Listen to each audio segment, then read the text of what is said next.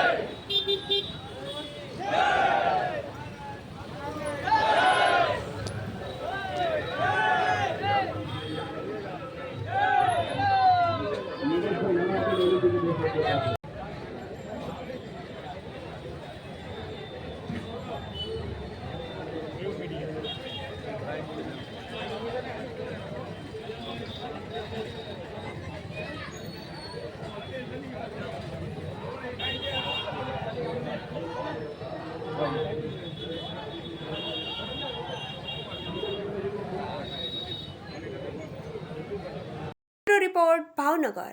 Cameraman Alpesh माड़ी, crime से जंग न्यूज साथे हूँ छू रेखा मकवाणा। भावनगर चौकसी मंडल तेमज दरेक ज्वेलर्स एसोसिएशन, शेडीपेट डेला स्वर्णकार एसोसिएशन, वोरा बजार एसोसिएशन तेमज साथेना बधा ज एसोसिएशनो आ हुमलाने सखत शब्दों में वखोड़े छे अने आना पहेलामां सखत विरोध जाहेर करे छे। जे निर्दोष पर्यटकों पर जे हुमलो थयो छे एने कोई संजोगोमां भूलाय एम नथी अने एना हार्दपूर्वक एमने श्रद्धांजलि है और भारत सरकार पर विश्वास है कि आनो 100% बदलो लेशे। आभार। मारू नाम नीलेश नानावटी है। भावनगर चौकसी मंडल में हूँ कारोबारी में छू। जे रीते धर्म ने टार्गेट करीने हिंदू भाईओ ने आपड़ा जे पहलगाम में हत्याओ थई खूब दुखद घटना है। एनु दुख समग्र भारत शहर ने छे અને આશા રાખે છે કે મોદી સરકાર, બીજેપી સરકાર આના વળતા પગલાં લે અને ઘટતું કરે। આવા નિર્દોષ લોકોને મારીને કોઈ વસ્તુ સાર્થક થવાની નથી, એ દરેક લોકો સમજી શકે છે। હિન્દુસ્તાન આપણું ભાવનગરથી માંડીને આપણું રાજ્યથી માંડીને પૂરો દેશ શાંતિ ઈચ્છે છે। આવી કોઈ ઘટનાને ફરી ન બને એ માટે અમે લોકોએ બ્લેક રિબિન બાંધી અને દુકાનો બંધ કરી અમારો વિરોધ દર્શાવ્યો છે। Thank you very much. જે રીતે આપણા જે પ્રવાસીઓ ગયા હતા જે પહેલગામની અંદર એને જે લોકોએ નિષ્ઠુરતાથી મારી નાખ્યા છે એના સખત વિરોધમાં અમે ભાવનગર જ્વેલર્સ સમસ્ત ભાવનગર જ્વેલર્સ એસોસિએશન અહીંયા ભેગું થયું છે અને એ લોકોને સંપૂર્ણ શ્રદ્ધાંજલિ મળે, ભગવાન એના આત્માને શાંતિ આપે અને આવું ફરીવાર ન થાય એ માટે અમે મોદી સરકારની હારે અને આખા દેશની સાથે છીએ અને આવું ફરીવાર ન બનવું જોઈએ અને બને તો આપણે એનો જડબાતોડ જવાબ દેવો જોઈએ એવી અમારી મોદી સરકારને નમ્ર વિનંતી છે।